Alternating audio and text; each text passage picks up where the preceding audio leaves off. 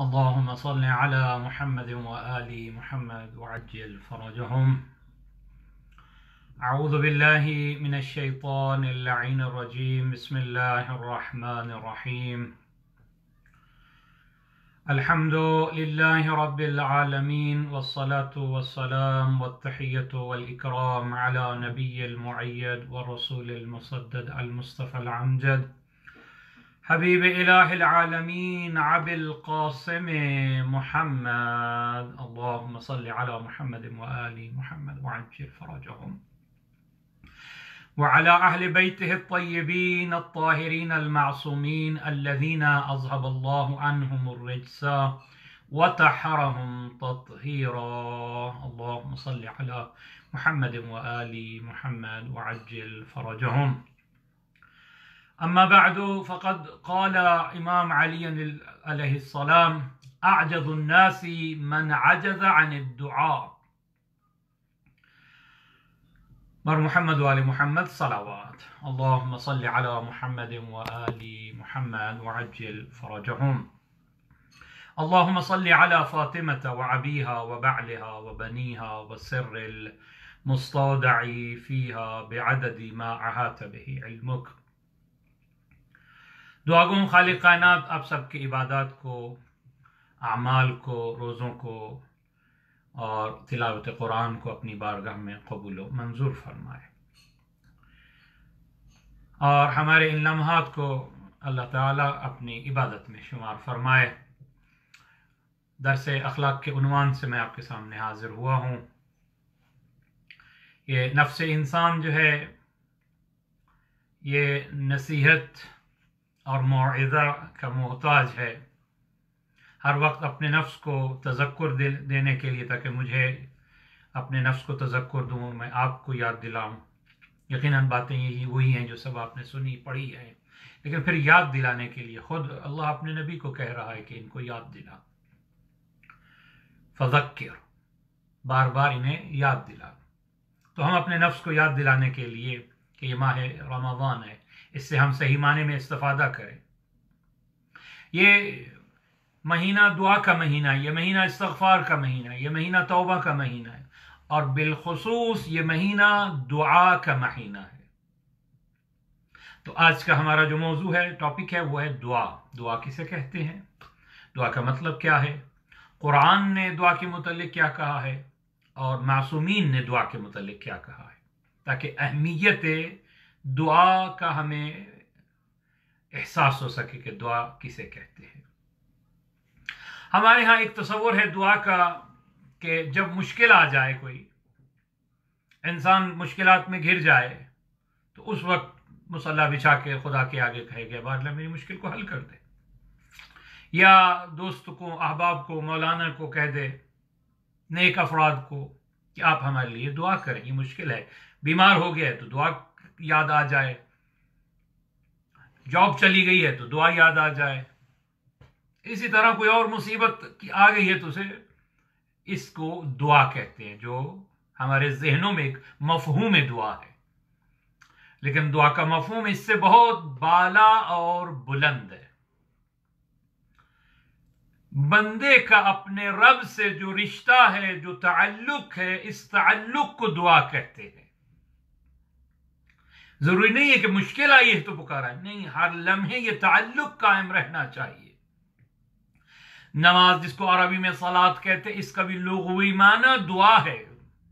گویا نماز بھی مکمل ایک ایسی عبادت ہے جسے دعا کہا جا رہا ہے، نہ کہ وہ جو قرآن مجید نے کوئی دو منظر بتائے ہمیں کہ جب انسان پہ مشکل آتی ہے تو وہ جب کھڑا ہوتا ہے تو ہماری طرف رخ ہوتا ہے، ہمیں پکار رہا ہوتا ہے، جب بیٹھا ہوتا ہے تو مجھے پکار رہا ہوتا ہے، جب لیٹا ہوتا ہے تو مجھے پکار رہا ہوتا ہے، اور جوں ہی ہم نے اس کی مشکل کو حل کر دیا وہ پلٹ کے بھی نہیں دیکھتا۔ کیا یہ دعا ہے؟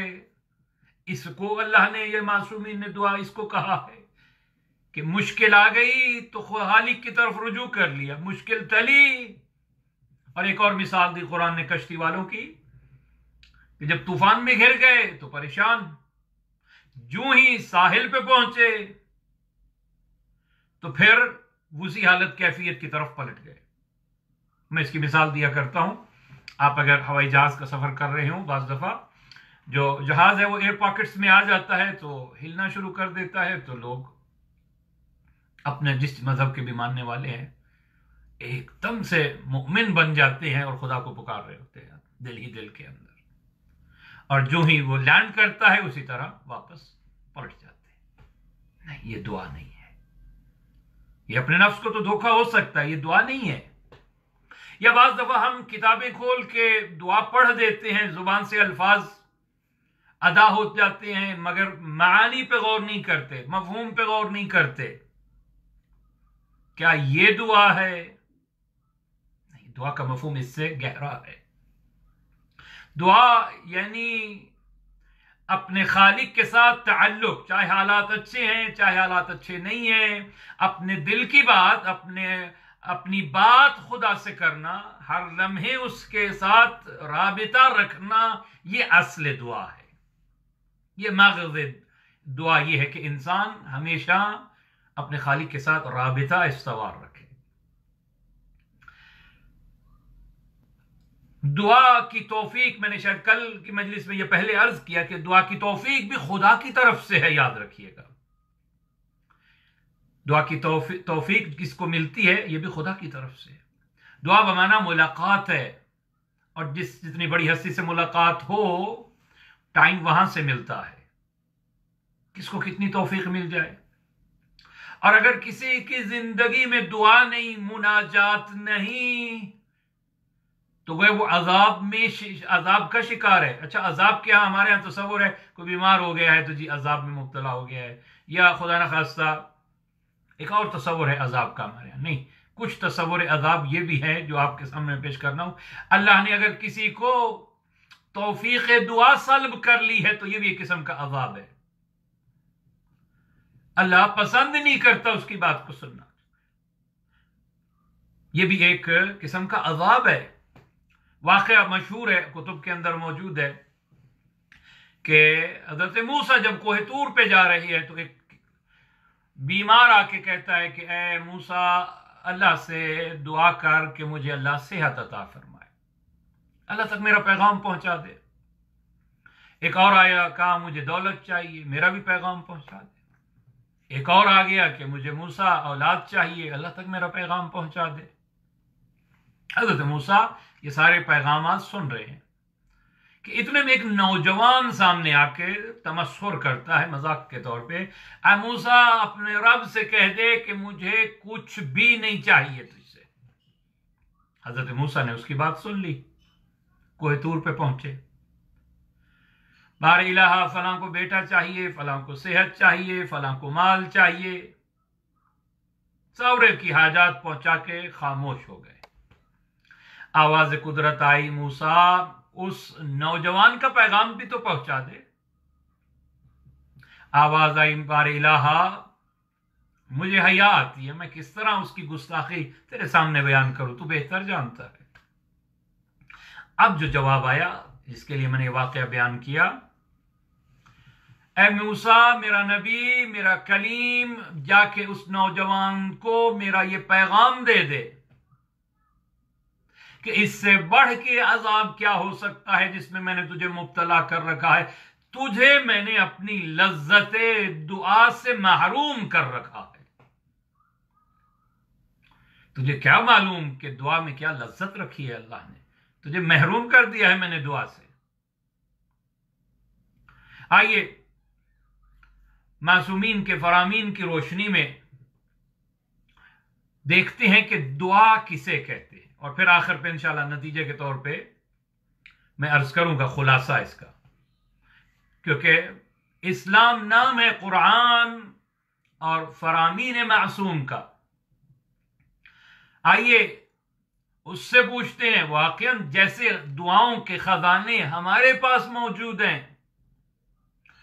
کسی فرقے کے پاس ایسی دعائیں موجود نہیں ہیں. واقعاً اگر آپ کسی بھی فرقے کے ماننے والوں کو کہیں کہ بھائی آپ جس کو مانتے ہیں مانے، ہمیں کوئی اعتراض نہیں ہے، دعا یعنی بندے اور خالق کا تعلق، خالق سے مانگنے کا طریقہ۔ ذرا اپنے پیشواؤں کی کوئی دعا ہی لا کے دیجئے کہ ہمیں دکھائیے کہ خالق کو کیسے پکارا جائے، ان کا رابطہ ان کے خالق کے ساتھ کیسا تھا۔ ایک دو چار لائنیں تو دکھا دیجئے نا، آپ جس کو مانے آپ کی مرضی، مگر ان کی کوئی دعا ہی تو لے آئیے۔ اور اس کے مقابلے میں آپ کے ائمہ کی دعائیں، اللہ اکبر، صحیفہ سجادیہ 54 دعائیں موجود ہیں، جا کے دیکھیے۔ امیر کائنات کی دعائیں، ایک ایک امام سے دعائیں، ایک ایک دن کی دعا، ایک ایک رات کی دعا، مخصوص ایام کی دعائیں، مخصوص راتوں کی دعائیں، ہر مناسبت کی دعا۔ خود دعائے کمیل ہی کو دیکھ لیجئے، کیا مطالب ہے دعائے کمیل کے اندر۔ اور دعائے جوشن کبیر کو 1000 نام اللہ کے جس میں لیے جاتے ہیں۔ دعائے توسل، دعائے مشلول، دعائے صباح، دعائے افتتاح، دعائے ابو حمزہ ثمالی، دعائے سحر، دعائے افطار۔ اور میں پہلے بھی کہہ چکا، جب حج پہ جاتے ہیں واقعاً عجیب روح پرور سما ہوتا ہے عرفات کے میدان میں، جہاں اللہ اپنی نظر کرم کرتا ہے ان حاجیوں پہ۔ تو پورا دن وہاں پہ عرفات میں رکتے ہیں، وقوف کرتے ہیں عرفات میں۔ اتنی دعائیں ہیں، خصوصاً دعائے عرفہ سید الشہداء اور باقی ادعیہ۔ دن ختم ہو جاتا ہے مگر دعائیں ختم نہیں ہوتی۔ اس کے مقابلے میں جو باقی لوگ ہوتے ہیں ان کے پاس کچھ نہیں ہے پڑھنے کے لیے۔ آپ کے پاس ایک خزانہ موجود ہے دعاؤں کا۔ یہ کتاب جسے مفاتیح الجنان کہتے ہیں، محدث شیخ عباس قمی علیہ الرحمہ نے جس کو جمع کیا ہے، یہ ایک کتاب ہے، مگر اس طرح بہت ساری اور دعاؤں کی کتب موجود ہے آپ کے مذہب کے اندر۔ آپ کے علماء نے جمع کی ہیں وہ دعائیں کا مجموعہ، جس میں معارف اور ایک معانی اور ایک عرفان۔ مفاتیح الجنان، کیا خوبصورت نام رکھا ہے اس دعاؤں کے مجموعے کا۔ جنان یعنی جنت کی جمع جنان، جنتیں، اور مفتاح چابی کو کہتے ہیں، کی کو، اور اس کی جمع مفاتیح یعنی جنتوں کی چابیاں ہیں دعا۔ اور اسی مطلب کو امیر کائنات نے جو ارشاد فرمایا، امام حسن سے دو وصیت نامے موجود ہیں نہج البلاغہ میں، طولانی ایک مختصر۔ اس وصیت نامے میں ارشاد فرماتے ہیں، اعلم ان الذی بیدہ خزائن ملکوت الدنیا والآخرہ قد عذن لدعائك وتكفل لإجابتك وعمرك أن تسأله ليعطيك وهو رحيم کریم۔ جس کی قبضہ قدرت میں اقتدار ہے دنیا و آخرت کا، سب کچھ جس کے پاس ہے۔ ان من شیء الا عندنا خزائنہ، جس چیز کا بھی تم تصور کرو ہمارے پاس اس کے خزائن موجود ہیں، ہمارے پاس وہ وافر مقدار میں موجود ہے، مگر دعا کے ذریعے سے مانگ سکتے ہو۔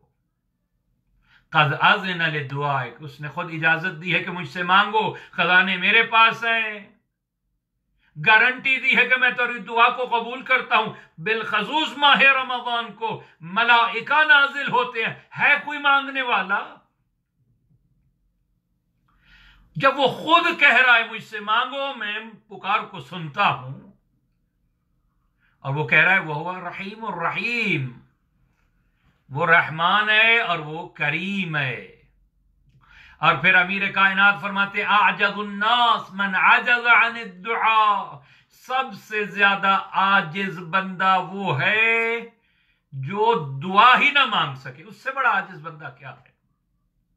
الدعاء مفتاح الرحمہ، رحمت کی چابی کا نام دعا ہے۔ ومصباح الظلمہ، تاریکی میں جو چراغ ہے تاریکیوں کو ختم کرنے والا، اس چراغ کا نام دعا ہے۔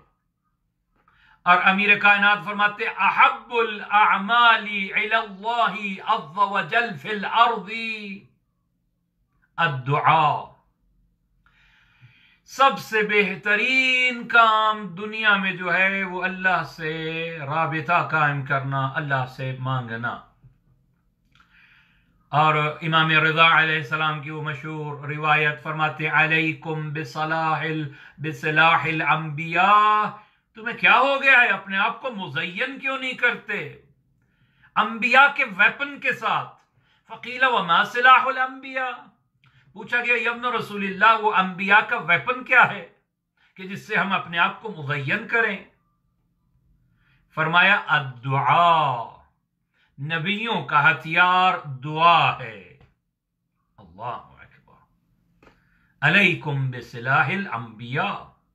پھر امام صادق فرماتے ہیں علیک بالدعاء فإنہ شفاء من کل داع، تمہیں کیا ہو گیا ہے، دعا مانگو، پکارو اپنے رب کو، کیونکہ ہر بیماری کی شفا دعا میں رکھی ہے اللہ نے۔ الدعاء يدفع البلاء النازل وما لم ينزل، دعا آئی ہوئی بلا اور مصیبت کو بھی ٹال دیتی ہے، جو ابھی نازل نہیں ہوئی، جو ابھی نازل ہی نہیں ہوئی بلا اس کو بھی ٹال دیتی ہے دعا۔ اور نبی اکرم فرماتے ہیں ادفعوا ابواب البلاء بالدعاء، بلاؤں کے مصیبتوں کے دروازوں کو بند کر دو دعا کے ذریعے سے۔ من قرع باب اللہ فتح له، جو دروازہ نوک کرتا ہے، کھٹکھٹاتا ہے، اس کے لیے دروازہ کھل جاتا ہے۔ دعا بمانا آپ نوک کر رہے ہیں اللہ کے در پہ۔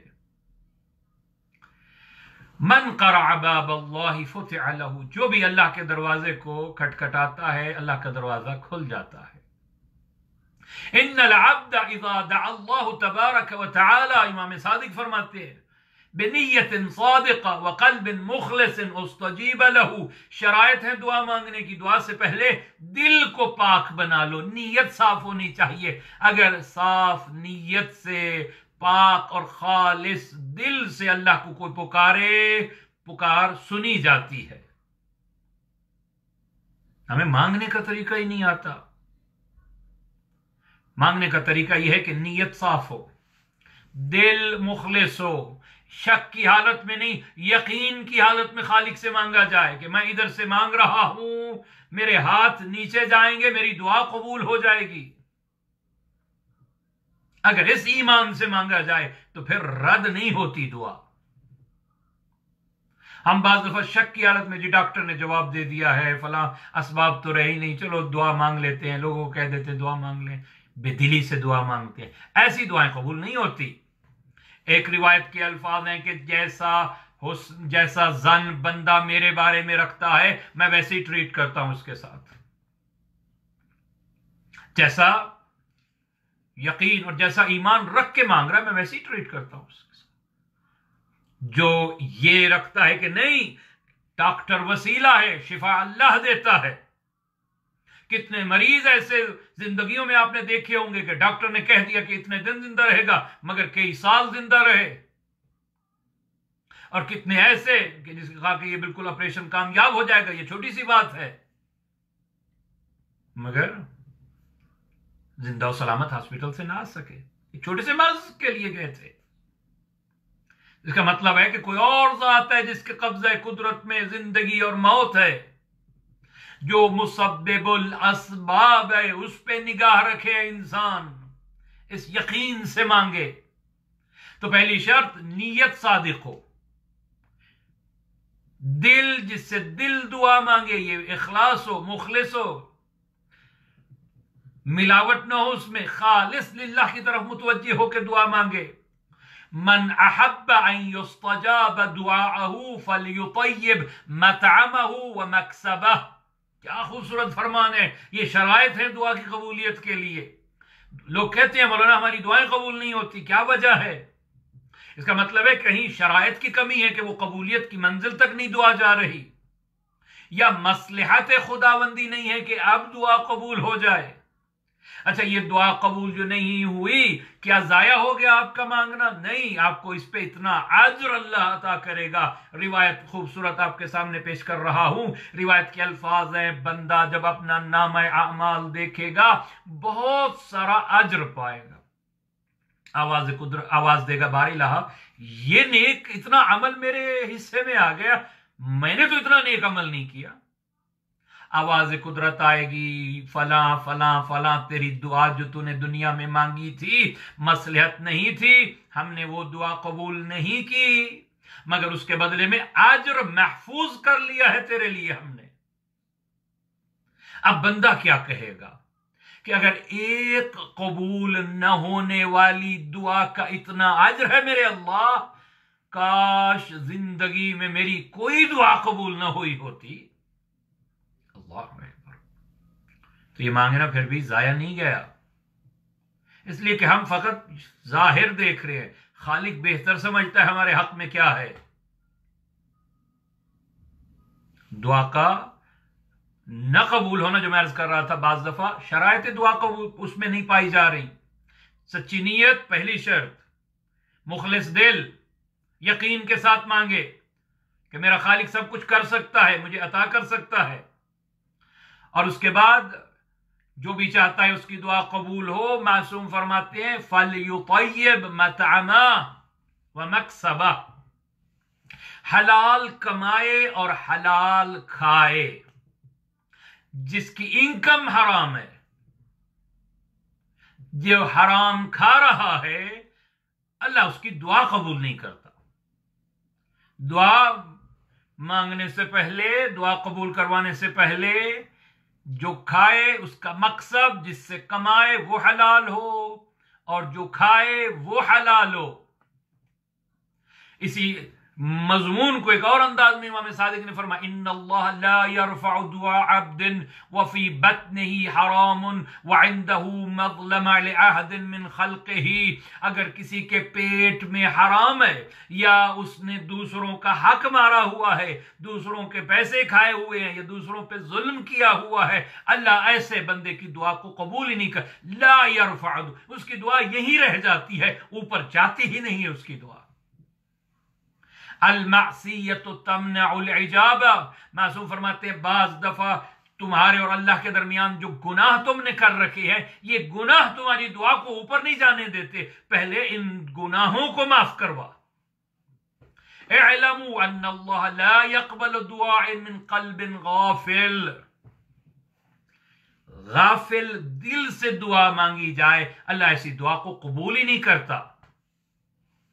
اللہ اکبر۔ ان کچھ دعائیں ایسی ہیں کہ جو قبول ہوتی ہیں، ہمیشہ قبول ہوتی ہیں، کچھ افراد ایسے ہیں کہ جن کی دعا کچھ افراد کے حق میں قبول ہوتی ہے، انہیں کہا جائے ہمارے حق میں دعا مانگے۔ کسی کی دعا قبول نہیں ہو رہی تو وہ اپنے ماں باپ کو کہے کہ اس کے حق میں دعا مانگے، بہت جلدی قبول ہوگی اس کی دعا۔ اپنی ماں کو کہے کہ اے ماں میرے حق میں دعا مانگ، اپنے باپ کو کہے۔ روایت میں الفاظ ہیں کہ اگر ماں باپ موجود نہیں، ایک سائل آیا جو کہتا ہے میں بڑا گناہ گار ہوں، یا رسول اللہ میرے لیے دعا کیجئے، اللہ مجھے بخش دے۔ نبی نے فرمایا اپنے ماں باپ کو کہے کہ تیرے حق میں دعا کرے، اللہ تیرے حق کی دعا، ماں باپ کی دعا قبول کرے گا۔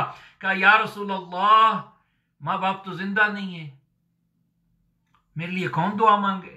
کہا جا ماں باپ کی قبر کے پاس بیٹھ جا اور کہے اور ماں باپ کی روح تیرے لیے دعا مانگے، اللہ تجھے بخش دے گا۔ اللہ اکبر۔ اگر ماں باپ دنیا سے چلے گئے ان کے لیے اچھے کام کریں، ان کے لیے نیکیاں کریں، خود نیک بنیں، ان کو قرآن ہدیہ کریں، ان کو اور نیک اعمال ان کے نام پہ صدقہ کریں، ان کے نام پہ غریبوں کی مدد کریں، ان کی روح تمہیں دعا دے گی۔ ماں باپ کی دعا، استاد کی دعا شاگرد کے حق میں قبول ہوتی ہے، عالم کی دعا قبول ہوتی ہے، مظلوم کی دعا قبول ہوتی ہے۔ وہ افراد ہیں کہ جن کی دعا قبول ہے۔ اسی طرح بعض زمانے ایسے ہیں کہ جس میں دعا قبول ہوتی ہے، جیسے ماہ رمضان. بعض جگہیں ایسی ہیں جہاں دعا رد نہیں ہوتی، خانہ کعبہ میں جا کے کوئی دعا مانگے، روزہ رسول پہ دعا مانگے، اور اسی طرح مشاہد مقدسہ پہ دعا مانگے، اور اگر 100% چاہتا ہے کہ اس کی دعا رد نہ ہو، روزہ سید الشہداء، ذریعے سید الشہداء کے سامنے کھڑے ہو کے دعا مانگے، وہ دعا رد نہیں ہوتی. اللہ نے دعا کی قبولیت کو رکھا ہے حسین نے مظلوم کے روزے پہ، کہ جو بھی دعا مانگے گا اس مظلوم کے حق میں وہ دعا قبول ہوگی. بعض دفعہ انسان مانگ رہا ہے ایسی چیز جو اس کے حق میں اچھی نہیں ہے، کیونکہ وہ ظاہر دیکھ رہا ہے. اللہ نہیں چاہتا کہ یہ چیز دوں اور اسے نقصان پہنچائے. اللہ کے کاموں کی اللہ کی مصلحت اللہ بہتر جانتا ہے. آپ کا کام ہے مانگنا. دعا اگر مصلحت میں حق میں نہیں ہے تو اس کا مطلب ہے کہ اجر مل جائے گا. کتنے ایسے لوگ ہیں جو منتوں سے، دعاؤں سے اولاد مانگتے ہیں، اور ایسی بعض دفعہ اولاد نہ خلف نکلتی ہے کہ پھر پشیمان ہو رہے ہوتے ہیں یہ کیا ہو گیا. اسی طرح اور مال مانگتے ہیں، وہی مال ان کے لیے وبال جان بن جاتا ہے بعض دفعہ. تو دعا کا قبول نہ ہونا یہ مصلحت خداوندی ہے، مگر اجر سے آپ محروم نہیں ہوئے. اجر اللہ عطا کرتا ہے. اور دعا میں اصرار ہونا چاہیے. اگر دعا قبول کرانی ہے تو یہ بھی گر بتائے ہیں معصومین نے، ان اللہ یحب الملحین فی الدعاء. بس ایک دفعہ کہہ دیا یہ کافی نہیں ہے، گڑ گڑا کے بار بار مانگو. کہیں میں نے ایک عالم سے سنا کہ شاید روایت بھی ہے میرے ذہن میں نہیں، کہ ایسے مانگو جیسے بچہ مانگتا ہے اپنے ماں باپ سے. بچہ کیسے مانگتا ہے؟ پہلے کہے گا کہ مجھے دے دے ایک مرتبہ. کیا ایک دو مرتبہ کہنے سے اگر آپ نے اس کی بات کو نہیں قبول کیا تو وہ رک جاتا ہے؟ نہیں، بار بار مانگتا ہے، ضد کرتا ہے، آپ کے دائیں بائیں آئے گا. اور اگر پھر بھی نہیں دے رہے تو اب کسی کو واسطہ بنا کے لے آئے گا. پھر بھی نہیں دے رہے تو رونا شروع کر دے گا. اللہ اکبر. کچھ چیزیں بچوں سے سیکھنی چاہیے.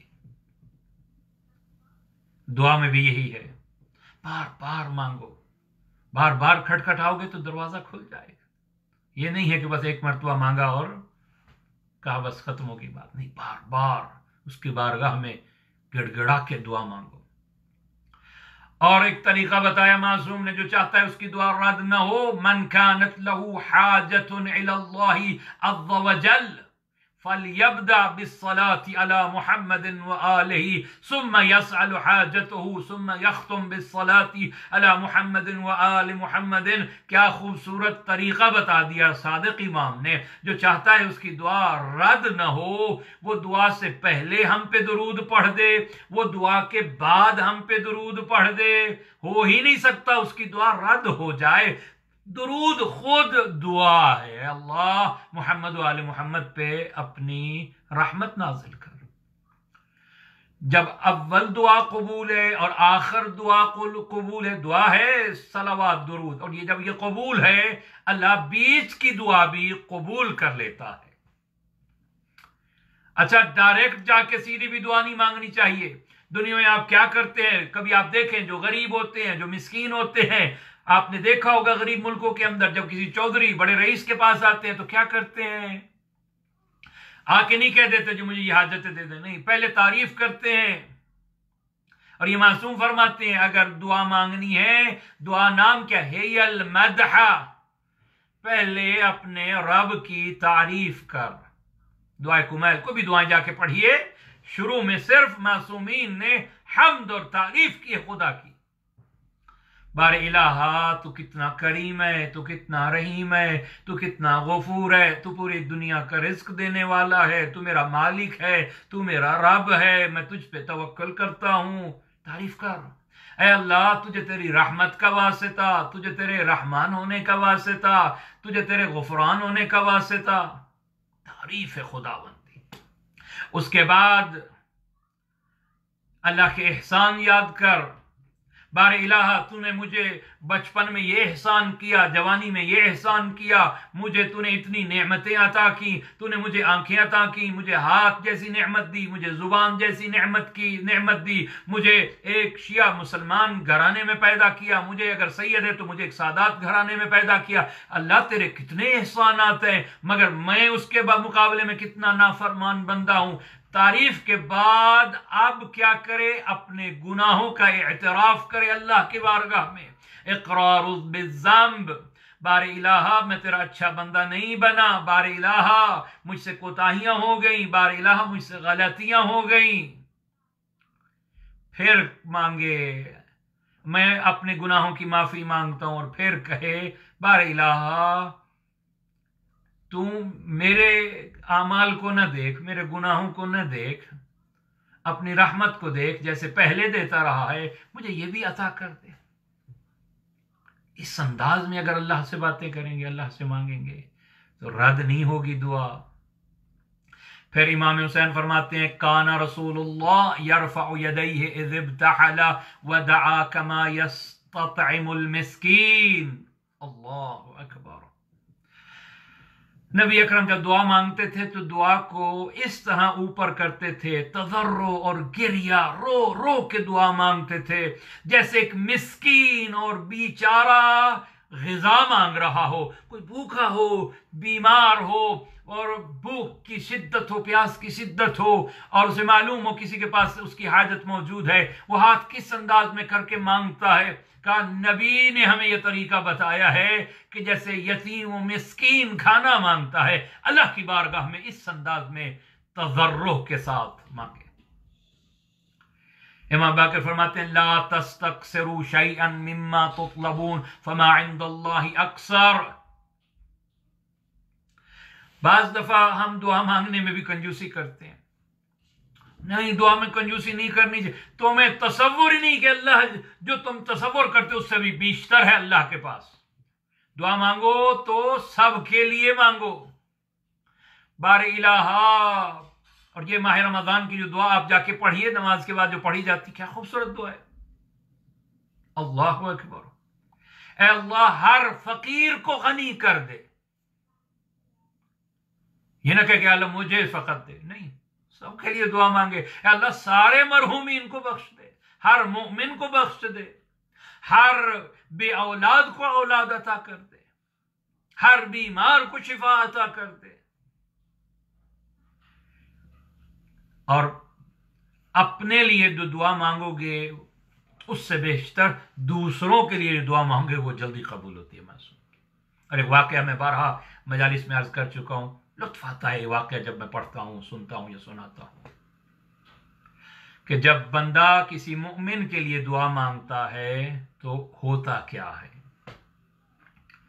عرفات کے دن اہم ترین ہے، دعا ہے اللہ تعالیٰ حج پہ ہم سب کو لے جائے، عرفات نصیب کرے۔ واقعاً معصوم فرماتے ہیں جو ماہ رمضان میں بھی اپنے آپ کو نہ بخشوا سکے اسے پھر عرفات کے دن کا انتظار کرنا چاہیے۔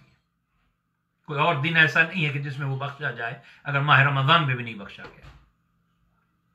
واقعہ اس طرح ہے، صادق امام حج پہ ہیں، ان کے 2 شاگرد بھی حج پہ ہیں، اور عرفات میں منظر ایسا ہوتا ہے کہ ہر انسان خدا کو پکار رہا ہوتا ہے، دعا کا دن ہے، دونوں امام کے شاگرد ہیں، اکٹھے بیٹھے ہیں، دعا مانگ رہے ہیں۔ جب مغرب کے وقت وہاں سے نکل رہے ہیں اور مزدلفہ جا رہے ہیں پیدل چل کے، تو ایک صحابی دوسرے صحابی سے کہتا ہے میں نے آج سارا دن تیرے پاس بیٹھ کے دعائیں مانگی ہیں، میں نے تیری دعائیں سنی ہیں، تو نے اپنے لیے کچھ نہیں مانگا، تو اپنے دوستوں کے لیے، رشتہ داروں کے لیے، دوسروں کے لیے مانگتا رہا، کچھ اپنے لیے بھی مانگ لیتا تو۔ وہ مسکرا کے کہتا ہے تو نے اپنے اور ہمارے امام سے وہ روایت نہیں سنی تھی؟ کیا کون سی روایت؟ کہا کہ جب بندہ مومن دوسروں مومنین کے لیے دعائیں مانگتا ہے اللہ ملائکہ کو حکم دیتا ہے، میرے ملائکہ دیکھو یہ کہ بندہ کتنا اچھا ہے کہ ان کی غیبت میں، ان کے پس پوشت ان مومنین کے لیے دعا مانگ رہا ہے، تم اس بندے کے لیے دعا مانگو۔ اللہ اکبر۔ کہا میں نے کوئی گھاٹے کا سودا نہیں کیا، میں گناہگار انسان ہوں، میں نے مؤمنین کے لیے دعائیں مانگی ہیں، پتہ نہیں میری دعا قبول ہوئی ہے یا نہیں، لیکن جب معصوم فرشتوں نے میرے حق میں دعا مانگی ہوگی مجھے یقین ہے کہ وہ دعا ضرور قبول ہوئی ہوگی۔ مؤمنین کے لیے دعا مانگنا، اور یہ سیرت جناب سیدہ بھی ہے۔ امام حسن فرماتے ہیں ہر شب جمعہ میں نے ماں کو ساری رات مصلی پہ کھڑا دیکھا ہے، نماز شب کے بعد جو دعا مانگنا شروع کرتی، سب کے لیے، مدینے والوں کے لیے، ایک ایک شیعہ کے لیے، ایک ایک مومن کے لیے جناب زہرا دعا مانگتی ہیں۔ اللہ اکبر۔ امام حسن نے ہم تک کے بعد پہنچے، پوچھا اماں آپ نے اپنے لیے کچھ نہیں مانگا، آپ نے مؤمنین کے لیے مانگا؟ فرمایا الجار ثم الدار، پہلے پڑوسیوں کا حق ہے پھر گھر والوں کا حق ہے۔ اللہ اکبر۔ سیرت سید جناب زہرا سلام اللہ علیہ ہے۔ اور امام ہوگا کیا؟ امام صادق فرماتے ہیں من قدم 40 من المؤمنین ثم دعا استجیب له، جو اپنی دعا کی ابتدا میں 40 مؤمنین کے لیے دعا مانگے پھر اپنے لیے دعا مانگے، اس کی وہ دعا رد نہیں ہوتی۔ آواز قدرت آتی ہے کتنا اچھا بندہ ہے، اس نے 40 مؤمنین کے لیے دعا مانگی ہے۔ اور پھر دعا کے وقتوں میں سے ماہ رمضان دعا کا بہترین وقت ہے، مگر اس ماہ رمضان میں بہترین وقت نماز کا وقت ہے، روایت میں ملتا ہے، یا افطار کا وقت ہے، جو بھی وقت قریب آ رہا ہے یہ دعا کی قبولیت کا وقت ہے۔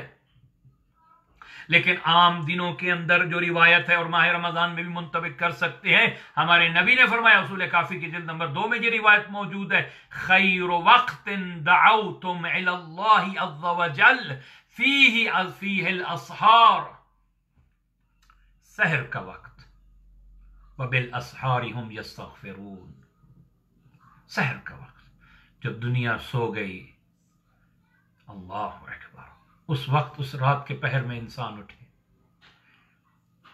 خالق کو اس وقت پکارے، بہترین وقت ہے۔ نعم العون الدعاء الخشوع، بہترین دعا وہ ہے جو خشیے سے مانگی جائے، رو کے مانگی جائے۔ بچوں کی دعا قبول ہوتی ہے، نبی فرماتے ہیں دعاء اطفال امتی مستجاب ما لم يفارق الذنوب۔ اللہ اکبر، کیونکہ گناہ نہیں ان کے ذمہ ہوتا۔ اسرع الدعاء الاجابة دعاء غائب لغائب، بہت جلدی دعا قبول ہوتی ہے جب بندہ کسی غائب مومن کے لیے دعا مانگے۔ ایک تو اس کے منہ پہ کہہ بھی فلاں فلاں نہیں، اس کو معلوم ہی نہیں، اس کے لیے دعا مانگے، دعا اکثر قبول ہوتی ہے اس کی جو کسی کے پیٹھ کے پیچھے دعا مانگے۔ یقول اللہ عز وجل، نبی فرماتے ہیں اللہ نے فرمایا من سألنی، جو مجھ سے مانگے، وہو یعلم عنی اضر وانفع استجیب لہ، جو یہ یقین رکھتا ہے کہ میں ہی نفع دیتا ہوں، میں ہی نقصان دیتا ہوں، اللہ اس کی دعا کو قبول کرتا ہے۔ یہ نہیں ہے کہ بھائی جیسے میں نے پہلے کہا ہے پتہ نہیں کیا ہوگا، قبول بھی ہوگی یا نہیں، بے دلی سے دعا مانگی جب وہ دعا قبول نہیں ہوتی، یقین خدا کے ہاتھ میں نفع اور نقصان ہے۔ ما كان الله ليفتح لعبد الدعاء فيغلق عنه باب الإجابة الله أكرم من ذلك، جب اللہ نے خود وعدہ کیا ہے، نبی فرماتے ہیں، تو کیسے ہو سکتا ہے کہ اس وعدے کی خلاف ورزی کرے۔ وقال ربكم ادعوني، تمہارا رب تم سے کہہ رہا ہے کہ تم مانگو مجھ سے، میں دعاؤں کو قبول کرتا ہوں۔ اور انبیاء نے پکارا ہے اسے، جب ایک کامل اکمل معصوم بندے اسے پکار رہے ہیں۔ قرآن مجید میں آیات جا کے دیکھیے، دعاؤں سے جہاں ربنا سے شروع ہوتا ہے، بھری پڑی ہیں ایسی دعائیں قرآن مجید کے اندر۔ آدم پکار رہا ہے ربنا ظلمنا انفسنا، بار الہ ہم نے اپنے اوپر ظلم کر دیا، وَإِن لَمْ تَغْفِرْ لَنَا وَتَرْحَمْنَا لَنَكُونَنَّ مِنَ الْخَاسِرِينَ۔ اللہ اکبر۔ موسیٰ پکارے رب اشرح لی صدری ویسر لی عمری، بار الہ میرا سینہ کشادہ کر دے، میرا امر آسان، میرا کام آسان کر دے، واحلل عقدۃ من لسانی ویفقہوا قولی، میری زبان کی گرہیں کھول دے۔ ابراہیم پکارے رب حب لی حکما والحقنی بالصالحین، عیسیٰ پکارے اللہم انزل علینا مائدۃ من السماء، زکریا پکارے رب حب لی من لدنک ذریۃ طیبہ انک سمیع الدعاء، یونس پکارے لا الہ الا انت سبحانک انی کنت من الظالمین، اور ہمارے اور آپ کے نبی نے پکارا رب زدنی علما۔ جب کامل و اکمل بندے اسے پکار رہے ہیں، ہم جیسے گناہگار، ناقص، خاطئ، محتاج، ضعیف، ہمیں اس قوی کے سہارے کی ضرورت ہے۔ زندگیوں میں انقلاب لانا چاہتے ہیں، زندگیوں میں دلوں میں نور لانا چاہتے ہیں۔ الدعاء نور السماوات والارض، زمین اور آسمانوں کے نور کا نام دعا ہے، اصل عبادت دعا ہے۔ زندگیوں میں دعا کو لے آئیے، مناجات کو لے آئیے، اور جب لطف اور اس کی لذت کا احساس ہو تو خدا کا شکر ادا کیجیے۔ باری الہ تو نے مجھے لذت دعا عطا کی ہے، لذت مناجات عطا کی ہے تو نے، تو بندے کو احساس ہو اس بات کا۔ آئیے دعا کرتے ہیں باری الہ اللہم بحق فاطمة وعبیہا وبعلہا وبنیہا وسر المستودع فیہا۔ باری الہ ماہ رمضان کا واسطہ، افطار کا وقت قریب ہے، اس نیک گھڑی کا واسطہ مومنین مومنات جہاں کی دنیا میں پریشان حال ہیں، تمام پریشان حالوں کی پریشانیاں دور فرما۔ بار الہ ہمارے ساتھ جتنے مومنین مومنات موجود ہیں، اس پروگرام کو دیکھیں گے، بعد میں یہ بھی دیکھ رہے ہیں، ان سب کی دعاؤں کو شرف قبولیت عطا فرما۔ اس وقت عالم انسانیت پہ ایک مشکل کی گھڑی ہے بار الہ، ہر کوئی پریشان ہے، مومنین مومنات جتنے پریشان ہیں اس مصیبت سے، ان کی پریشانیاں دفع فرما، نجات عطا فرما اس مصیبت سے بار الہ عالم انسانیت۔ بار الہ تیرے گھر آباد نہیں ہے، ویران ہے۔ بار الہ ماہ رمضان میں ہم اس کی کمی محسوس کریں۔ ہر ماہ رمضان میں کتنی رونق ہوتی تھی مسجد کے اندر، ہر روز ایک جز قرآن ختم ہوتا تھا، مومنین افطار کرتے تھے۔ بار الہ اس مصیبت کو رفع فرما، اور پھر وہ مسجدوں کی امام بارگاہوں کی رونق بحال فرما۔ بار الہ بیماروں کو شفا عطا فرما، بالخصوص جنہوں نے مجھے دعاؤں کے لیے کہا ہے۔ بار الہ سید تفضل شاہ صاحب کی والدہ کو شفا عطا فرما، بچہ ایک مریض ہے ہاسپٹل میں، بار الہ اس بچے کو شفا عطا فرما۔ اسی طرح دیگر مومنین مومنات جنہوں نے مجھے دعاؤں کے لیے کہا ہے، ان سب کو شفا عطا فرما۔ ایک ہمارے مومن بھائی شیفیلڈ میں مریض ہیں، جنہوں نے مجھے آج دعا کے لیے کہا ہے، اس مریض کو شفا عطا فرما۔ بار الہ بزرگان کا سایہ ہمارے سروں پہ قائم رکھ۔ بار الہ امام زمانہ کے ظہور میں تعجیل فرما، مراج عظام کا سایہ ہمارے سروں پہ قائم رکھ، دین حنیف سمجھنے، اس پہ عمل پیرا ہونے کی توفیق عطا فرما۔ بار الہ جن کے والدین زندہ ہیں ان کی زندگی اور طولانی فرما، جن کے والدین دنیا سے جا چکے ان کی مغفرت فرما، ہمارے مرحومین کی مغفرت فرما۔ بار الہ تلاوت قرآن کی توفیق عطا فرما، مناجات اور دعائیں پڑھنے کی توفیق عطا فرما، نماز شب کی توفیق عطا فرما۔ بار الہ مظلوم کربلا کی زیارت نصیب فرما، زیارت کربلا، نجف، قازمین، سامرہ، مشہد، جنت البقیع نصیب فرما۔ امام زمانہ کا صحیح معنی میں شیعہ بننے کی توفیق عطا فرما، امام زمانہ کی معرفت نصیب فرما، امام زمانہ کی زیارت نصیب فرما برحمتک یا ارحم الراحمین۔ اللہم صل علی محمد وآل محمد وعجل فرجہم۔ اپنا خیال رکھیے گا، انشاءاللہ کل ظہر کے وقت درس فقہ میں ملاقات ہوگی۔ کل انتہائی اہم درس ہے چاند کے بارے میں، کہ چاند کیسے ثابت ہوتا ہے، مہینے کی پہلی تاریخ کیسے ثابت ہوتی ہے، تو 1:30 پہ انشاءاللہ کل درس ہوگا۔